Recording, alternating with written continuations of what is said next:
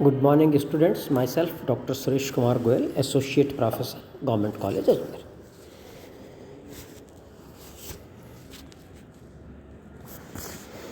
Students, last term पर हमने classification या वर्गीकरण के बारे में पढ़ा था। उसके आगे हम आज बढ़ते हैं और हम आज देखेंगे टेबुलेशन क्या होता है, सारणीयन क्या होता है।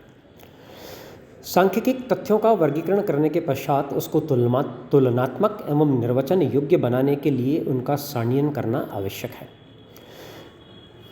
सारणीयन जो है ये एक समंकों के प्रेजेंटेशन का तरीका है। हम समंकों का प्रस्तुतिकरण जो करते हैं उसमें सारणीयन, डायग्राम, ग्राफ्स ये सब शामिल होते हैं।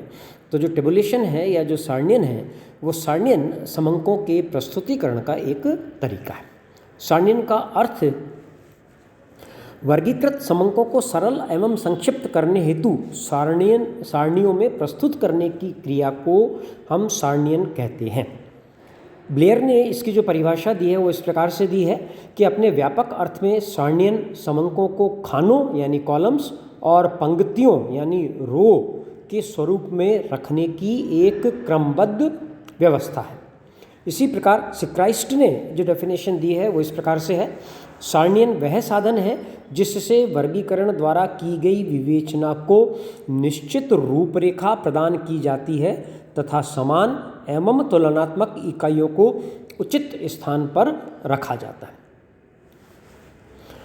तो इस प्रकार से हम देखते हैं कि ये जो डेफिनेशंस दी गई हैं उनके आधार पर हम ये कह सकते हैं कि सारणीयन जो है वो संकलित एवं वर्गीकृत समंकों को क्रमबद्ध एवं सुव्यवस्थित ढंग से इस प्रकार प्रदर्शित करने की क्रिया है जिसमें उन्हें तुलनात्मक बनाया जा सके और उनकी विशेषताओं को प्रदर्शित किया जा सके। ऑब्जेक्ट्स ऑफ टेबुलेशन या सारणीयन के उद्देश्य। सारणीयन के उद्देश्य में सबसे पहला जो ऑब्जेक्ट है या उद्देश्य है वो है प्रॉपर प्रेजेंटेशन या व्यवस्थित प्रदर्शन। सारणीयन जो है वो वर्गीकृत तथ्यों को क्रमबद्ध एवं सुव्यवस्थित रूप से प्रस्तुत करती है।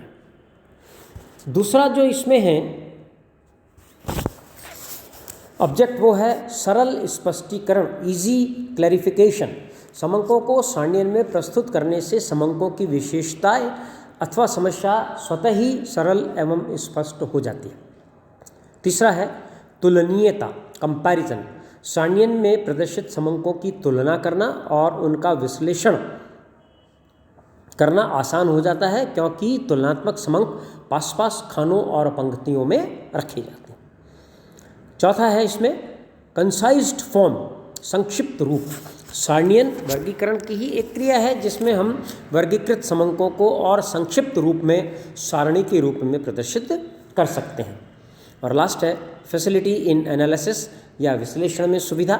सारणीयन में समंकों का विश्लेषण एवं निर्वचन करने में सारणीयन से समंकों का विश्लेषण एवं निर्वचन करने में सुविधा रहती है और सांख्यिकीय मापों का प्रयोग हम सरलता से कर सकते हैं। इसके बाद हम देखेंगे the difference between classification and tabulation. वर्गीकरण एवं सारणीयन में क्या अंतर है। हालांकि ये जो दोनों चीज़ें हैं, क्लासिफिकेशन एवं टेबुलेशन, दोनों ही सांख्यिकी अनुसंधान की एक आवश्यक एवं महत्वपूर्ण क्रियाएं हैं। इनके द्वारा हम अव्यवस्थित तथ्यों को सरल, संक्षिप्त एवं बोधगम्य बनाते हैं, लेकिन फिर भी दोनों में निम्नानुसार अंतर हो सकते हैं, जिसमें सबसे पहला होगा डिफरेंस ऑफ ऑर्डर, क्रम की भिन्नता। क्रम में अगर हम देखें तो सबसे पहले समंकों को वर्गीकृत किया जाता है और फिर वर्गीकृत समंकों को सारणीयन में प्रस्तुत करते हैं। तो दोनों की सीक्वेंस में अंतर है, पहले क्लासिफिकेशन आएगा उसके बाद टेबुलेशन आएगा। ऐसे दूसरा है बेसिस ऑफ क्लासिफिकेशन। वर्गीकरण में तथ्यों को समानता और असमानता के आधार पर हम वर्गीकृत करते हैं, जबकि टेबुलेशन या सारणीयन में हम समंकों को खानों एवं पंक्तियों या कॉलम तथा रो में विभक्त करते हैं। नेचर में क्लासिफिकेशन जो है सांख्यिकीय विश्लेषण की एक विधि है, जबकि सारणीयन जो है समंकों के प्रस्तुतिकरण की एक विधि है। और प्रेजेंटेशन या प्रस्तुतिकरण में एक चौथा पॉइंट है प्रेजेंटेशन, इसमें वर्गीकरण में समंकों को विभिन्न वर्गों एवं उपवर्गों में बांटा जाता है, जबकि सारणियन में उन्हें शीर्षकों एवं उपशीर्षकों में प्रस्तुत किया जाता है। इसके बाद हम देखेंगे सारणियन का महत्व एवं लाभ। सारणियन का महत्व एवं लाभ, हालांकि सारणियन जो है वर्गीकरण एवं समंकों के विश्लेषण तथा निर्वचन के मध्य का एक स्टेप है, लेकिन ये बहुत ही आवश्यक स्टेप है। इसके जो लाभ है या इसका जो रोल है वो इस प्रकार से है। पहला, समझने में सुगमता होती है। दूसरा, इसका आकर्षक स्वरूप होता है। तीसरे, तुलनीयता ये समंकों को बनाती है। चौथा, स्थान और समय की इसमें बचत होती है, क्योंकि हम कम स्थान में सूचनाओं को प्रदर्शित कर देते हैं। पांचवा, अशुद्धियों की जांच में सरलता रहती है। छठा है प्रदर्शन या प्रेजेंटेशन, इसमें क्या ग्राफ और डायग्राम के द्वारा हम प्रदर्शित करने में सुविधा रहती है। फिर नेक्स्ट है सांख्यिकी विवेचन, जो है समंकों का सारणीयन करने के पश्चात उनको बड़ी आसानी से हम एनालिसिस कर सकते हैं, जिसमें mean, mode, median, correlation, skewness, dispersion ये सब होता है। इजी टू मेमोरेबल, सारणीयन द्वारा समंकों को याद करना जो है वो सरल हो जाता है। इसके बाद हम लेंगे नेक्स्ट, लिमिटेशन ऑफ टेबुलेशन, सारणीयन की सीमाएं।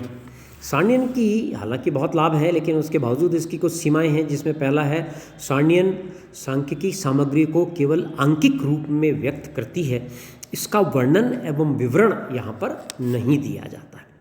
दूसरा ये है कि सारणी में व्यक्तिगत विशेषताएं समाप्त हो जाती है, क्योंकि ये समंकों को समूह में व्यक्त करती हैं। तीसरा, सारणी में प्रस्तुत समंकों का अर्थ संदर्भ के अभाव में स्पष्ट नहीं हो पाता है। और चौथा, इसकी लिमिटेशन है सारणी में समंकों को निकटतम बनाना पड़ता है, अप्रॉक्सीमेट करना पड़ता है। उससे क्या होता है कि इसकी जो है एक्यूरेसी या परिशुद्धता जो है वो समाप्त हो जाती है। इसके बाद नेक्स्ट हम लेंगे essential of a good table, एक अच्छी या उत्तम सारणी में क्या आवश्यक लक्षण होने चाहिए। सबसे पहला इसमें है आकर्षक या एट्रैक्टिव होनी चाहिए। सारणी को आप आकर्षक रूप में प्रस्तुत करें, ताकि अध्ययनकर्ता जो है उसको देखकर उसको पढ़ने में अपनी रुचि रखे। उसको इस प्रकार से आकार, खाने, पंक्तियों आदि में विभक्त करें और सुंदर लिखावट के साथ लिखें या सुंदर फॉन्ट में टाइप करें, ताकि दिखने में वो आकर्षक लगे। दूसरा इसका आवश्यक तत्व है प्रॉपर साइज। सारणीयन का जो आकार है वो उचित होना चाहिए, न तो बहुत छोटा हो न बहुत बड़ा हो, क्योंकि छोटा होगा तो सांख्यिकी को हम समंकों को हम ढंग से प्रस्तुत नहीं कर पाएंगे, और अगर बहुत बड़ी टेबल होगी तो उसको देखने में, पढ़ने में जो है पाठक की रुचि नहीं रहेगी और भ्रमात्मक स्थिति वहाँ पर हो जाएगी। तीसरा इसका है आवश्यक तत्व तुलनात्मक होनी चाहिए, कंपेरेबल होनी चाहिए। सारणी में समंकों की व्यवस्था इस प्रकार की जानी चाहिए ताकि वह तुलनीय हो जाएं। चौथा, अकॉर्डिंग टू ऑब्जेक्ट या उद्देश्य अनुसार होनी चाहिए। सांख्यिकी का निर्माण आप अनुसंधान के उद्देश्य के अनुसार करें। पांचवा, क्लैरिटी या स्पष्टता। सारणी में समंकों का प्रस्तुतिकरण नियोजित एवं वैज्ञानिक विधि से होना चाहिए, जिससे कि एक सामान्य व्यक्ति भी केवल एक झलक में ही उसे आसानी से समझ सके। नेक्स्ट इसमें है साइंटिफिक मेथड। सारणी की रचना के कुछ नियम हैं, अतः उसकी रचना करते समय उनका पालन करना चाहिए। नेक्स्ट है इंक्लूजन ऑफ ऑल कंपोनेंट्स या समस्त अंगों का समावेश हो। एक उत्तम सारणी में उसके सभी अंगों का समावेश होना चाहिए। नेक्स्ट है इकाई या यूनिट। सारणी के प्रत्येक कॉलम पर जहाँ भी आवश्यक हो इकाई का उल्लेख अवश्य रूप से किया जाना चाहिए। जैसे आप आयु लिख रहे हैं तो वो क्या मंथ में है या ईयर्स में है। जैसे बच्चों की आप आयु लिख रहे हैं तो वो मंथ्स में हो सकती है, बड़ों की आयु लिख रहे हैं ईयर्स में हो सकती है। उत्पादन जो है टन में हो सकता है, क्विंटल में हो सकता है, किलोग्राम में हो सकता है। ऐसे ही जो मूल्य है वो रुपयों में हो सकते हैं, उसमें रुपए के आगे आप लाखों में, हजारों में, इस प्रकार से स्पष्ट रूप से लिखें। और नेक्स्ट इसमें है उपयुक्त शब्दावली व संकेतक, प्रॉपर लेटिंग। सारणी के विभिन्न भागों पर उपयुक्त स्वरूप में शब्दों का उल्लेख किया जाना चाहिए। मुख्य कॉलम में शीर्षक, बड़े और गहरे होने चाहिए और इसी प्रकार फुटनोट, सोर्स, इन सब के संबंध में स्पष्ट टिप्पणी होनी चाहिए और ये छोटे अक्षरों में प्रस्तुत किया जाना चाहिए। एब्रीविएशन का अगर आप उपयोग कर रहे हैं तो स्टैंडर्ड एब्रीविएशंस का ही उपयोग किया जाना चाहिए जो सामान्य अर्थ में चलते हों। जहाँ कहीं संदेहात्मक स्थिति हो तो उसमें सारणी के नीचे स्पष्टीकरण की टिप्पणी भी होनी चाहिए। किसी भी तथ्य के संबंध में अगर कोई सूचना उपलब्ध न हो तो वहाँ डैश, कॉमा ऐसे नहीं लगा करके एने आप लिख दें तो वो ज़्यादा उपयुक्त जो है वो रहेगा। तो आज हम टेबुलेशन के बारे में इतना ही रखते हैं। इसके आगे इसके मेन पार्ट्स क्या होते हैं, टाइटल्स कैसे होते हैं, कितने प्रकार की टेबुलेशंस होती है, सारणियाँ होती हैं, इनको हम नेक्स्ट अपने लेक्चर में देखेंगे। तब तक के लिए थैंक यू, गुड बाय।